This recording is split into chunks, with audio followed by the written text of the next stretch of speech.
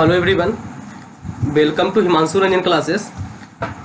आज मैं डायरेक्टर का रिवीजन करवाने वाला हूं, जो कि director chapter CA final, CMA final और सीएस फाइनल के लिए बहुत ही इंपॉर्टेंट है।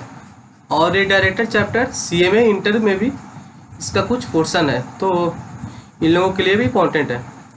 तो डायरेक्टर का सेक्शन 149 से स्टार्ट होता है और ये सुपर फास्ट रिवीजन है, सुपर फास्ट रिवीजन लेक्चर है आज। और जो भी टीचर का आप नोट्स यूज़ किए हैं, पहले पढ़े हैं, उन्हीं से आप पढ़ें। मैं आपको ओनली लेक्चर प्रोवाइड करूंगा, पीडीएफ आज नहीं रहेगा, जिससे ये होगा कि आप जिनके भी नोट्स आप पढ़े हैं तो आपको अच्छा होगा कि उसी नोट से पढ़ें, क्योंकि एग्ज़ाम्स में नोट्स चेंज करने से थोड़ा डिफ़िकल्टी होता है। इसलिए बिना टाइम वेस्ट किए हुए मैं रिवीजन लेक्चर स्टार्ट करता हूँ। देखिए, डायरेक्टर का रिवीजन स्टार्ट होता है सेक्शन 149 से। Section 149 sub section 1, minimum number of director and maximum number of director. Minimum एक कंपनी में कितना डायरेक्टर होता है? 3 तरह का कंपनी होता है, पब्लिक, प्राइवेट, ओपीसी। ओपीसी में मिनिमम 1 डायरेक्टर, प्राइवेट में मिनिमम 2 डायरेक्टर, पब्लिक में मिनिमम 3 डायरेक्टर। मैक्सिमम 15 डायरेक्टर हो सकता है कंपनी में, मैक्सिमम एक कंपनी में 15 डायरेक्टर हो सकता है, और 15 से भी ज़्यादा हो सकता है। अगर वो कंपनी SRNGM पास कर दे तो 15 से भी ज़्यादा डायरेक्टर एक कंपनी में हो सकता है। Section 149 sub section 1, section 149 sub section 1 में बोलता है वुमेन डायरेक्टर। वुमेन डायरेक्टर कौन सा कंपनी पे अप्लीकेबल है? फर्स्ट ऑफ ऑल तो जितना भी लिस्टेड कंपनी है उस पर तो अप्लीकेबल ही रहेगा, और जो भी अदर देन पब्लिक कंपनी, जो भी लिस्टेड नहीं है बट वो पब्लिक कंपनी है, तो उन लोग का अगर paid up capital 100 crore, paid up capital 100 crore और टर्नओवर 300 करोड़ अगर होता है प्रीसीडिंग फाइनेंशियल ईयर में, तो उसको एक वुमेन डायरेक्टर अपॉइंट करना पड़ेगा। अगर वुमेन डायरेक्टर आई और छोड़ के चली गई, मतलब उसका वैकेंसी क्रिएट हो जाता है, तो नेक्स्ट बोर्ड मीटिंग और 3 मंथ बीच वरिस लेटर तो एक वुमेन डायरेक्टर अपॉइंट करना पड़ेगा। अब section 149 sub section 3 resident director. Section 149 sub section 3 resident director. हर एक कंपनी में एक रेसिडेंट डायरेक्टर होना चाहिए, जिसका जो भी डायरेक्टर कम से कम इंडिया में 182 दिन in the preceding financial year या करेंट फाइनेंशियल ईयर में होना चाहिए, ड्यूरिंग द फाइनेंशियल ईयर होना चाहिए 182 दिन, तो एक रेसिडेंट डायरेक्टर होना चाहिए। अब एक इंडिपेंडेंट डायरेक्टर होता है। इंडिपेंडेंट डायरेक्टर वो डायरेक्टर होता है जो कि जिसका कि कंपनी से कोई लेना देना नहीं है। जैसे कि नॉर्मली तो आप लोग देखते होंगे जो भी कंपनी में जो डायरेक्टर होता है वो जनरली उसका रिलेटिव ही होता है, तो इसलिए इंडिपेंडेंट डायरेक्टर होना बहुत ज़रूरी है, जो कि जिसका कि स्किल अच्छा हो, जैसे कि उसका एक्सपर्टाइज हो लॉ में, मैनेजमेंट में, फाइनेंस में, अकाउंटेंसी में, तो और उसका कोई रिलेशन कंपनी में नहीं रहा हो, तो इंडिपेंडेंट डायरेक्टर अपॉइंट होता है। तो इंडिपेंडेंट डायरेक्टर कौन कौन से कंपनी में जरूरी है?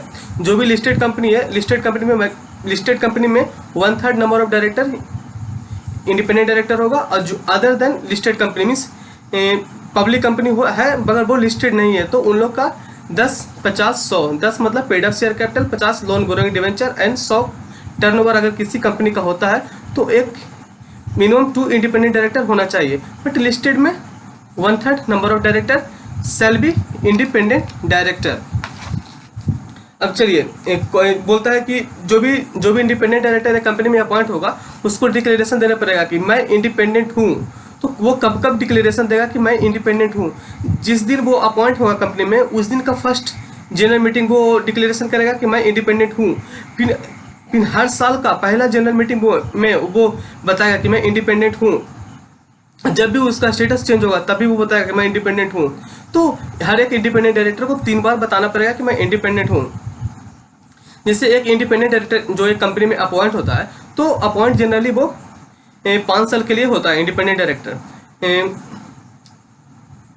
जो कि पहली बार अपॉइंट होता है 5 साल के लिए, वो ORNGM पास करके होता है, ordinary resolution in general meeting. But अगर उसको अगेन हमको रीअपॉइंटमेंट करना उसी इंडिपेंडेंट डायरेक्टर को, तो SRNGM means special resolution in general meeting pass करके उसको अगेन हम रीअपॉइंटमेंट कर सकते हैं। बट 2 बार अपॉइंट होने के बाद कम से कम 3 साल का कूलिंग पीरियड होना चाहिए। मतलब 5 साल में फर्स्ट बार जब वो अपॉइंट हुआ था ORNGM पास करके, फिर नेक्स्ट बार जब वो रीअपॉइंट हुआ SRNGM पास करके, जो फिर उसके बाद 3 साल तक वो कंपनी में एज एन इंडिपेंडेंट डायरेक्टर नहीं रह सकता है। बट 3 साल ओवर होने के बाद फिर वो रीअपॉइंट हो सकता है as an independent director in a company. अब जैसे कि इंडिपेंडेंट डायरेक्टर का मीनिंग क्या होता है? इंडिपेंडेंट डायरेक्टर वो डायरेक्टर तो होता है जो कि मैनेजिंग डायरेक्टर भी नहीं हो, फुल टाइम डायरेक्टर भी नहीं हो, नॉमिनी डायरेक्टर भी नहीं हो, और उसका इंटीग्रिटी, एक्सपर्टाइज, ड्यू डिलिजेंस, मतलब एक्सपर्टाइज हो। जैसे कि मैं तो बताया, जैसे फाइनेंस में हो सकता है एक्सपर्टाइज होना चाहिए, लॉ में होना चाहिए, मैनेजमेंट में होना चाहिए, अकाउंटेंसी में होना चाहिए, पोस्टिंग में होना चाहिए, तो स्किल होना चाहिए, और जिसका कि कंपनी से कोई लेना देना नहीं है। तो इसी को इंडिपेंडेंट डायरेक्टर बोलते हैं।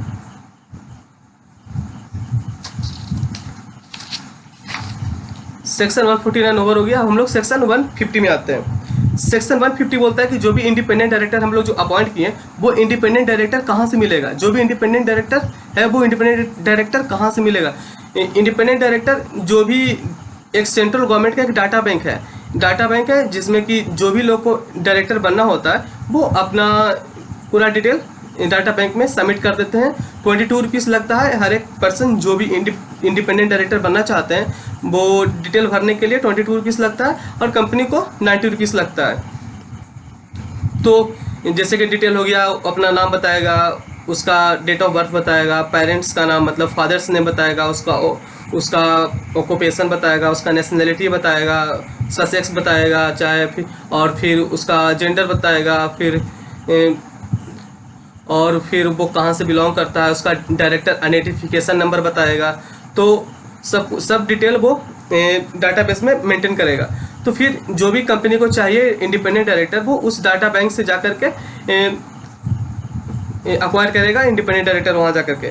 जैसे कि इंडिया में Indian institute of corporate affair at Manesar Haryana में एक है डाटा बैंक, वहाँ से लोग भी जो भी कंपनी है वहाँ से इंडिपेंडेंट डायरेक्टर अपॉइंट करते हैं।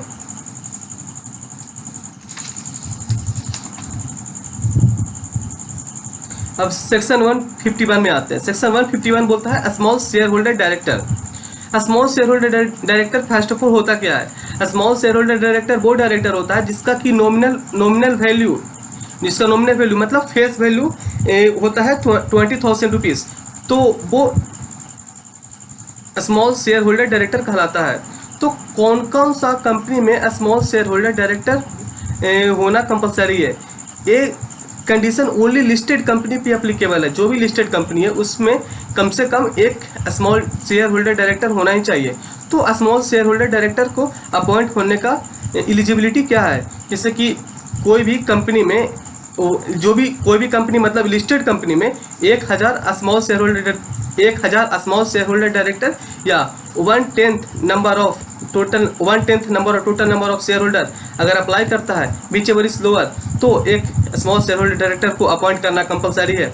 जो भी स्मॉल शेयर होल्डर डायरेक्टर एक कंपनी में अपॉइंट होता है उसका टाइम पीरियड ड्यूरेशन एक कंपनी में 3 साल का होता है, और 3 साल को होता है। बट वो एक और कंपनी में मैक्सिमम 2 कंपनी में वो अपॉइंट हो सकता है।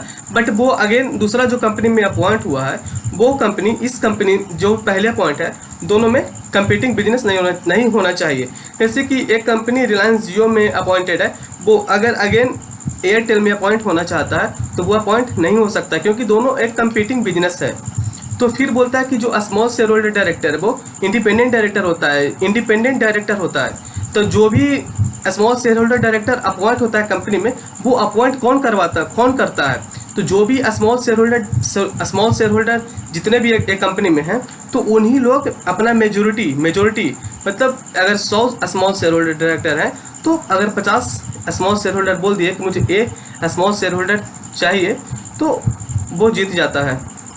और सेक्शन जो 160 है ना, वो भी प्रोविजन इस पर अप्लीकेबल है। मतलब सेक्शन 160 में है कि जो भी डायरेक्टर बनना चाहता है उसको 1 लाख रुपये जमा करवाना पड़ेगा, उसको डीन मतलब डायरेक्टर आइडेंटिफिकेशन नंबर देना पड़ेगा, और उसको DIR2 डायरेक्टर आइडेंटिफिकेशन नंबर 2 मतलब बोलता है कैंसेंट टू बिकम ए डायरेक्टर, उसका इच्छा है कि वो डायरेक्टर बने, वो उसको देना पड़ेगा। फिर DIR8 डायरेक्टर आइडेंटिफिकेशन नंबर जो 8 है वो भी उसका देना पड़ेगा, जिससे कि ये होगा कि वो डिस्क्वालीफाइड नहीं है एज पर सेक्शन 164, जो डिस्क्वालिफिकेशन का सेक्शन है कि वो डिस्क्वालीफाइड नहीं है ऐसे डायरेक्टर बनने के लिए।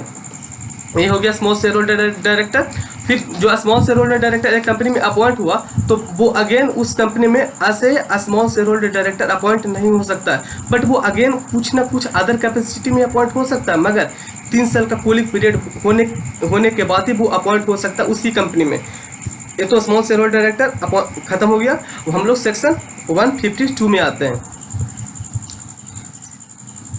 सेक्शन 152 बोलता है अपॉइंटमेंट ऑफ डायरेक्टर। एक डायरेक्टर एक कंपनी में कैसे अपॉइंट होता है। जनरली एक डायरेक्टर एक कंपनी में जनरल मीटिंग में ही अपॉइंट होता है। जनरली एक डायरेक्टर कंपनी में जनरल मीटिंग में ही अपॉइंट होता है। जैसे कि अगर आर्टिकल में नहीं लिखा हुआ है तो अगर आर्टिकल में नहीं लिखा हुआ है कि एक डायरेक्टर का नाम, तो फिर जो भी MOA का जो सब्सक्राइबर है वही डायरेक्टर माना जाएगा, बट सब्सक्राइबर माना जाएगा।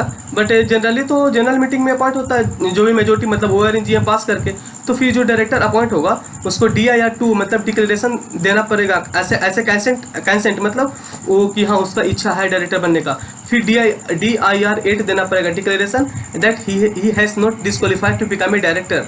वो ये बताएगा कि वो डिस्क्वालीफाइड नहीं है एज पर सेक्शन 168। तो जो भी डायरेक्टर जो अपॉइंट होने वाला है जनरल मीटिंग में, वो उसके पास डीन होना चाहिए। तो डीन के लिए वो अप्लाई करेगा। डीन के लिए वो अप्लाई कहाँ करेगा? जो भी डायरेक्टर एज ए डायरेक्टर बनने वाला है एक कंपनी में, तो अप्लाई करेगा सेंट्रल गवर्नमेंट को। सेंट्रल गवर्नमेंट को अप्लाई करेगा विथिन, तो सेंट्रल गवर्नमेंट 30 दिन के अंदर अप्लाई का विथिन 30 डेज उसको डीन नंबर प्रोवाइड कर देगा। और जिस दिन उसको डीन नंबर मिलेगा उस दिन से वो कंपनी को, जिस कंपनी में वो डायरेक्टर बनने वाला है चाहे बना हुआ है, तो 30 दिन के अंदर उस कंपनी में बोल देगा कि मेरा ये डीन नंबर है। तो जिस दिन वो कंपनी रिसीव किया dean number from the director, उस दिन से उस कंपनी का रिस्पॉन्सिबिलिटी है कि 15 दिन के अंदर उस कंपनी ROC मतलब रजिस्ट्रार को बताएगा कि मेरा जो डायरेक्टर है उसका ये उसका डीन नंबर है।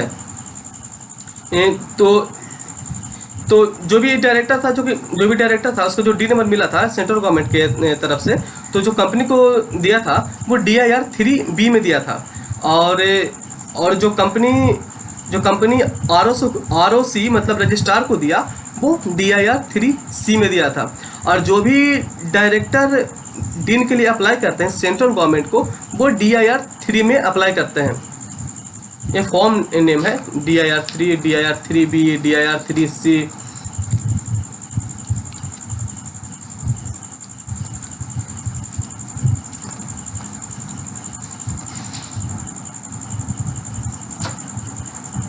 अब सेक्शन 152 सबसेक्शन 6 और सबसेक्शन 7। सबसेक्शन 6 और सबसेक्शन 7 बोलता है retirement and rotation of director. हर एक कंपनी में जो डायरेक्टर अपॉइंट होते हैं उन लोगों का रिटायरमेंट रोटेशन भी होता है। जैसे इसलिए होता है कि एक ही कंपनी में एक ही डायरेक्टर अगर बना रह जाए तो फ्रॉड होने का चांसेस होता है। इसलिए कंपनी एक्ट 2013 में प्रोविजन लाया गया कि डायरेक्टर को रोटेट होना बहुत कंपलसरी है। अगर एक ही डायरेक्टर कंपनी में बना रहेगा तो उसको वो फ्रॉड करने का चांसेस इंक्रीज हो जाता है। इसलिए कंपनी में रोटेशन का प्रक्रिया स्टार्ट हुआ है। तो हर एक कंपनी का जो जितना नंबर ऑफ डायरेक्टर होते हैं उसमें 2/3 नंबर ऑफ डायरेक्टर रोटेशनल होते हैं। जो रोटेशनल होते हैं, जो भी टोटल नंबर ऑफ डायरेक्टर होता है उसमें इंडिपेंडेंट डायरेक्टर नहीं आता है। इंडिपेंडेंट डायरेक्टर को रिड्यूस कर करके ही रोटेशनल डायरेक्टर का कैलकुलेशन होता है। तो देखिए जैसे एक कंपनी में 15 डायरेक्टर है तो 2/3 number of director shall be the rotational director. 15 का 2/3 मतलब 10 डायरेक्टर रोटेशनल हो गया। और फिर जो 2/3 आएगा वो उसका अपर राउंड ऑफ लिया जाएगा, मतलब 10 हो गया। 10 हो गया 15 का 2/3। और फिर इसका 1/3 रिटायर होगा, हर एक साल रिटायर होगा जनरल मीटिंग में, ठीक है। और इसका जो 1/3 होगा वो नॉर्मल राउंड ऑफ लिया जाएगा। फिर बोलता है कि जो रिटायरमेंट वाली रोटेशन होगा, तो ऐसा भी तो हो सकता है ना कि जो रिटायर होगा कौन रिटायर होगा, तो ये बोलता है कि जो भी लॉन्गेस्ट इन ऑफिस सर्व किया है कंपनी में वही रिटायर होगा। बट अगर ऐसा भी तो हो सकता है एक ही दिन 2 डायरेक्टर अपॉइंट हुआ है कंपनी में, तो फिर कौन रिटायर होगा? तो फिर दोनों में एग्रीमेंट है तो ठीक है, अगर एग्रीमेंट नहीं है दोनों में कि कौन रिटायर करेगा तो फिर लॉटरी किया जाएगा, एज ए लॉट किया जाएगा कि कौन रिटायर होगा। जैसे देखिए फिनेंसे वो बोलता था कि कोई भी डायरेक्टर रिटायर कर गया, ठीक है, तो उसके जगह पर न्यू डायरेक्टर अपॉइंटमेंट होने वाला था, बट वो नया डायरेक्टर अपॉइंट नहीं हो पाया किसी कारण से, और जो मीटिंग था उसको अर्जेंट करना पड़ा, बट अर्जेंट मीटिंग में भी डायरेक्टर अपॉइंट नहीं हो पाया। तो फिर क्या होगा, जो डायरेक्टर जो रिटायर हुए थे उसी लोग को रीअपॉइंट किया जाएगा। बट कब किया जाएगा, जब वो डायरेक्टर अनविलिंगनेस मतलब वो नहीं बोले, उसको अगर इच्छा है तभी वो अपॉइंट हो सकता है, एक कंडीशन वो हो गया। अगर उसके लिए रिजोल्यूशन पास हुआ था जनरल मीटिंग में, बट वो रिजोल्यूशन लैप्स हो गया, तो भी वो अपॉइंट नहीं हो सकता है और वो डिस्क्वालीफाइड नहीं हुआ है, तब वो अपॉइंट हो सकता है, फिर से कंपनी में रीअपॉइंटमेंट हो सकता है। चलिए सेक्शन 152 ओवर हो गया। अब सेक्शन 153 डीन में आते हैं, डायरेक्टर आइडेंटिफिकेशन नंबर। तो हम लोग तो थोड़ा डिस्कस किए थे पहले, बट डीन का सेक्शन है 153 टू 159। तो जो भी एक डायरेक्टर जो कंपनी में डायरेक्टर बनना चाहता है, तो फर्स्ट ऑफ ऑल उसके पास एक डायरेक्टर आइडेंटिफिकेशन नंबर होना चाहिए, मतलब डीन होना चाहिए। तो डीन उसको कैसे मिलेगा, जो भी डायरेक्टर है तो वो अप्लाई करेगा सेंट्रल गवर्नमेंट को इन फॉर्म DIR 3 में, तो उसको central government dean with in 30 days उसको प्रोवाइड कर देगा। और जिस दिन उसको डीन मिलेगा सेंट्रल गवर्नमेंट की तरफ से, तो उस दिन से उसका रिस्पॉन्सिबिलिटी है कि वो जो भी कंपनी में वो डायरेक्टर है, तो उस कंपनी को वो 30 दिन के अंदर उस डीन नंबर दे दे और डीन नंबर दे दे। तो वो जो डीन नंबर कंपनी को देगा ना, वो DIR 3B फॉर्म में देगा, DIR 3B फॉर्म में देगा कंपनी को। बट जो कंपनी रिसीव किया डीन नंबर उस डायरेक्टर के तरफ से, तो वो कंपनी का रिस्पॉन्सिबिलिटी है कि वो डीन ROC को दे दे। तो जो ROC मतलब रजिस्ट्रार को जो देगा कंपनी, तो वो DIR 3C फॉर्म में देगा। तो ठीक है, ऐसे बोलता था कि जो कंपनी का प्रोविजन है ना कि रजिस्ट्रार को देने का, अगर वो प्रोविजन फॉलो नहीं करता, मतलब तो रूल को जो रूल है कि देना पड़ेगा, तो अगर वो रूल को वायलेट कर देता है, नहीं मतलब कि नहीं दे पाता है, तो उसको पेनल्टी लगेगा उस कंपनी के ऊपर 25,000 से लेकर के 1 लाख रुपया उस कंपनी के ऊपर पेनल्टी लगेगा, और 100 रुपया पर डे करके पेनल्टी लगेगा कंटिन्यूइंग डिफॉल्ट में। और उस कंपनी का ऑफिसर पे भी पेनल्टी सेम पेनल्टी है, 25,000 से लेकर के 1 लाख रुपया और 100 रुपया पर डे अगर कंटिन्यूइंग डिफॉल्ट है तब। जैसे डायरेक्टर आइडेंटिफिकेशन नंबर के लिए तो DIR 3 फॉर्म में अप्लाई करना पड़ता था, तो वैसे ही एक स्पाइस मतलब एक स्पाइस होता है कंपनी के INC 32 में कंपनी खुलता है छोटा, जो कि डेवलप्ड किसी जगह को कराने के लिए ऐसा किया जाता है। तो उसी जगह पे जो स्पाइस नाम का जो INC 32 में खुलता है, तो उसमें आप मैक्सिमम 3 डायरेक्टर का नाम दे सकते हैं कि, और जो नाम देंगे उस डायरेक्टर का डायरेक्टर आइडेंटिफिकेशन नंबर इजीली मिल जाता है।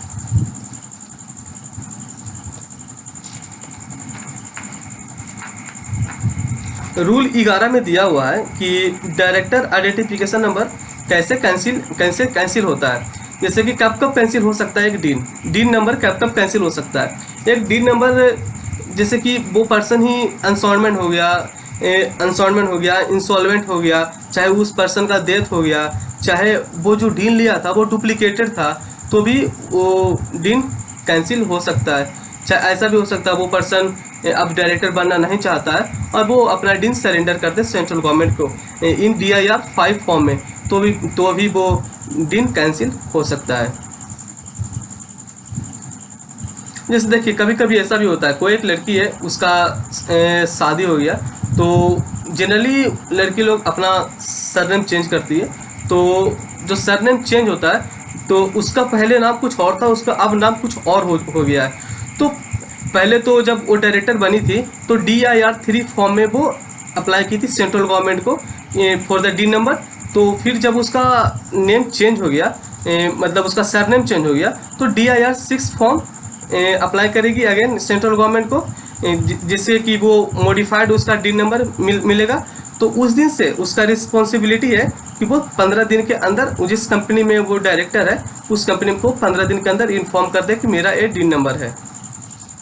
और जो भी डायरेक्टर एक कंपनी में है तो उन लोगों का अब एक नया प्रोविज़न आया है कि DIR 3 KYC फॉर्म फिलअप करना पड़ेगा हर एक साल। जैसे कि इस साल है तो अगले साल तक 30 सितंबर तक उसको हर एक डायरेक्टर को एक DIR 3 KYC फॉर्म फिलअप करना पड़ेगा। अब सेक्शन 160 में आते हैं। सेक्शन 160 बोलता है right of the person other than retiring director to stand for directorship. मतलब सिंपल भाषा में समझिए कि एक पर्सन को डायरेक्टर बनना है तो उसको क्या क्या प्रोविज़न फॉलो अप करना पड़ेगा। ठीक है, तो एक पर्सन को अगर डायरेक्टर बनना किसी कंपनी में तो फर्स्ट ऑफ ऑल उसको तो पहले 1 लाख रुपया जमा करना पड़ेगा कंपनी में कि ऐसे डायरेक्टर बनने के लिए। और वो 1 लाख रुपया एज ए नोटिस कम से कम जिस दिन जनरल मीटिंग होने वाला है उस दिन से 14 दिन पहले वो जमा करेगा। 1 लाख रुपया के साथ साथ जो भी फॉर्म फिलअप करना होता है वो करेगा। ठीक है, और ठीक है तो उसके बाद ये होता है कि जो अपॉइंट हो गया, अगर वो अपॉइंट हो गया तो ठीक है, और तो उसका पैसा रियम्बर्स हो जाएगा। अगर उसका 25% भी उसका वोटिंग हो जाता है कंपनी में तो भी उसका पैसा रियम्बर्स हो जाएगा। बट उससे कम अगर उसका वोटिंग होता है तो पैसा उसका नहीं मिलेगा, मतलब जब्त कर लिया जाएगा। तो भी ये भी बोलता था कि जो भी डायरेक्टर जो अपॉइंट हुआ, मतलब अप्लाई किया कंपनी में ऐसे डायरेक्टर बनने के लिए, तो उस कंपनी का रिस्पॉन्सिबिलिटी है कि वो जितने भी शेयर होल्डर है या मेंबर है कंपनी का उन लोगों को इन्फॉर्म करे जिस दिन जनरल मीटिंग होने वाला है उससे 7 दिन पहले कि हाँ ये आदमी मतलब ये पर्सन है जो कि डायरेक्टर बनने के लिए अप्लाई किए हैं। तो 7 दिन पहले नोटिस देना पड़ेगा हर एक मेंबर या शेयर होल्डर को। कंपनी का रिस्पॉन्सिबिलिटी है कि हर एक मेंबर को नोटिस दे 7 दिन पहले। अगर वो इंडिविजुअल नोटिस नहीं भी दे पाता है ना तो कोई बात नहीं, वो अगर न्यूज़पेपर में भी पब्लिश करवा दिया कि हाँ ये पर्सन है ऐसे डायरेक्टर बनने के लिए कंपनी में अप्लाई किए हैं तो भी वो एलिजिबल माना जाएगा। मतलब वो जो न्यूज़पेपर में छपाएगा ना वो इंग्लिश में भी होना चाहिए, ऐसे वर्नाक्युलर लैंग्वेज भी होना चाहिए। जैसे कोलकाता में है तो इंग्लिश न्यूज़पेपर में होना चाहिए, बांग्ला में भी होना चाहिए। जैसे देखिए जो 1 लाख रुपया का जो प्रोविज़न है डायरेक्टर बनने के लिए वो कुछ लोगों पे एप्लीकेबल नहीं है। जैसे इंडिपेंडेंट डायरेक्टर है, जो इंडिपेंडेंट डायरेक्टर अपॉइंट होता है उन लोगों के लिए जो 1 लाख रुपया का जो प्रोविज़न है वो एप्लीकेबल नहीं है। अब जैसे जो NRC है, nomination and remuneration committee as per section 178, उन लोग पे भी जो 1 लाख रुपये का प्रोविज़न है वो एप्लीकेबल नहीं है। अब हम लोग जो सेक्शन 161 में आते हैं। सेक्शन 161 बोलता है appointment of additional alternate nominee and casual vacancy. जैसे देखिए जनरली तो डायरेक्टर अपॉइंट होता है इन ए जनरल मीटिंग में, जनरली अपॉइंट होता है जनरल मीटिंग में। बट कुछ ऐसा कंडीशन है ना, कुछ ऐसा एक्सेप्शनल केस है सब एडिशनल अल्टरनेट नॉमिनी कैजुअल कि इसमें डायरेक्टर जनरल मीटिंग में अपॉइंट ना होकर के यहाँ पे जो डायरेक्टर अपॉइंट करते हैं वो डायरेक्टर ही अपॉइंट करते हैं, मतलब बोर्ड ऑफ डायरेक्टर ही अपॉइंट करते हैं। जैसे first of all as per section 161 sub section 1 additional director होते हैं। तो इसमें जो डायरेक्टर होता है वो जो अपॉइंट करता है, जैसे देखिए कंपनी में अगर वर्कलोड इंक्रीज कर गया तो उस कंपनी का जो डायरेक्टर है वही अपॉइंट करेगा एक और डायरेक्टर को, जिससे कि वर्कलोड मैनेज हो सके। और जो डायरेक्टर अपॉइंट होगा तो ये भी बोलता है कि जो डायरेक्टर पिछले जनरल मीटिंग में उसको रिजेक्ट कर दिया गया था कि नहीं आप इस कंपनी में डायरेक्टर नहीं बन सकते हैं, तो वो डायरेक्टर एडिशनल डायरेक्टर नहीं बन सकता। फिर ये भी बोलता है कि जो डायरेक्टर अपॉइंट हुआ उस कंपनी में तो उसका ड्यूरेशन कितना दिन होगा, तो नेक्स्ट जनरल मीटिंग या जिस दिन वो जनरल मीटिंग होने वाला विच ईयर इज अर्लियर तब तक उसका एक कंपनी में ड्यूरेशन या टेन्योर होगा। अब आता है section 161 sub section 2 alternate director. Alternate director क्या बोलता है? अल्टरनेट डायरेक्टर वो डायरेक्टर होता है कि एक डायरेक्टर इंडिया छोड़ करके किसी दूसरे देश में जा रहा है, मैक्सिमम मतलब मिनिमम 3 मंथ्स, कम से कम 3 महीने के लिए इंडिया छोड़ करके दूसरा देश में जा रहा है, तो वो एक कंपनी का या बोर्ड ऑफ डायरेक्टर का रिस्पॉन्सिबिलिटी है कि एक और डायरेक्टर उसके जगह पे अपॉइंट करे। तो इसके पीछे एक और भी है प्रोविज़न कि जो डायरेक्टर जाएगा, जैसा डायरेक्टर जाएगा वैसा ही डायरेक्टर अपॉइंट होगा। जैसे कि यहाँ से इंडिपेंडेंट डायरेक्टर गया कोई काम से 3 महीने से ज़्यादा इंडिया से बाहर, तो उसके जगह पर जो अपॉइंट होगा वो इंडिपेंडेंट डायरेक्टर ही अपॉइंट होगा।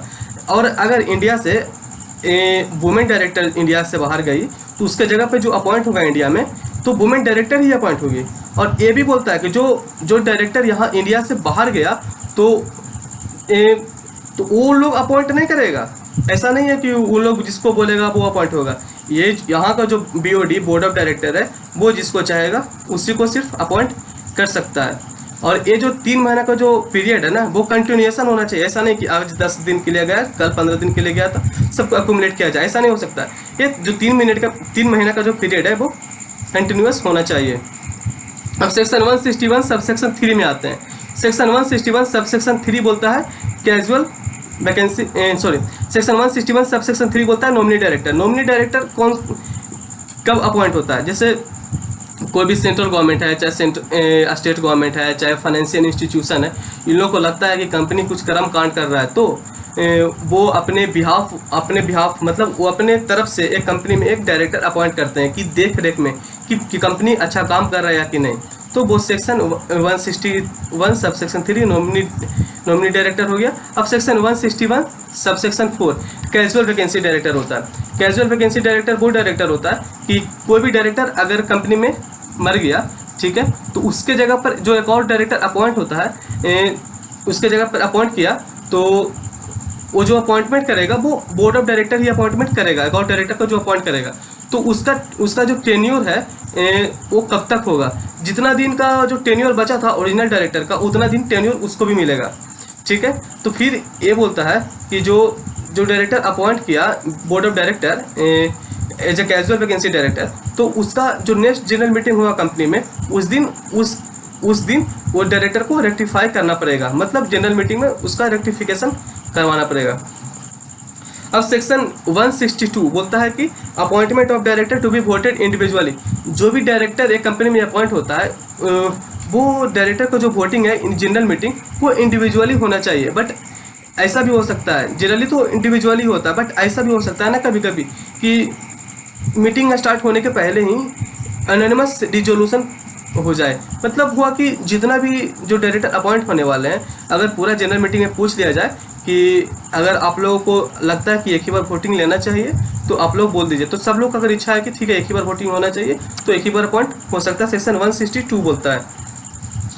अब section 163 proportional representation appointment of director. Section 163 बोलता है जैसे proportional representation for the appointment of director. इसका मतलब ये बोलता है ना कि जो भी डायरेक्टर एक कंपनी में अपॉइंट होता है वो, जैसे कभी कभी होता है ना कि एक कंपनी में 2 शेयर होल्डर है, एक के पास बहुत ज़्यादा शेयर होल्डिंग है, एक के पास थोड़ा कम शेयर होल्डिंग है, तो इसका मतलब ये बोलता है कि जिसके पास जितना नंबर ऑफ शेयर्स है उसी प्रपोर्शन से वो डायरेक्टर अपॉइंट करेंगे कंपनी में। और ये भी प्रोविजन है कि जो डायरेक्टर अपॉइंट करेंगे तो एक दूसरे का वो डायरेक्टर को रिमूव नहीं कर सकते हैं कंपनी से। वो हो गया सेक्शन 163।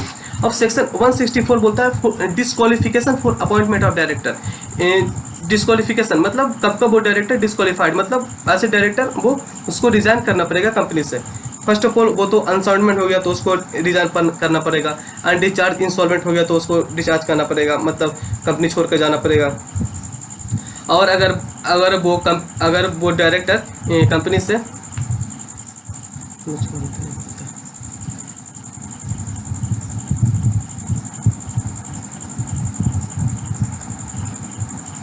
हेलो फ्रेंड्स और थैंक यू। आज इतने तक रखते हैं और आगे का रिवीजन लेक्चर मैं कल से प्रोवाइड करूंगा। सेक्शन 164 आज कंप्लीट नहीं हो पाया बट मैं कल से कंटिन्यू करूंगा। चलिए थैंक यू।